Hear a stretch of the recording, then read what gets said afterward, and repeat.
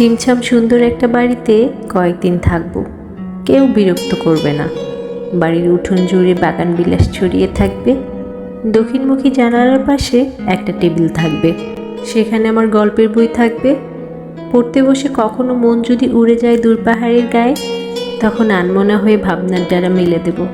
জানালা বরাবর একটা বেলির ঝোপ থাকবে, বৃষ্টির ছাট এসে বই ভিজিয়ে দিলে জানালাটা বন্ধ করে দেব।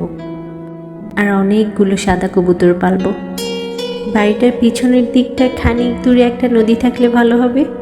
কখনো কখনো নদীর পাড়ে বকুলতলায় বসে দুনিয়াবির সমস্ত ঝঞ্ঝাট থেকে মনে আরাম দেয়া যাবে।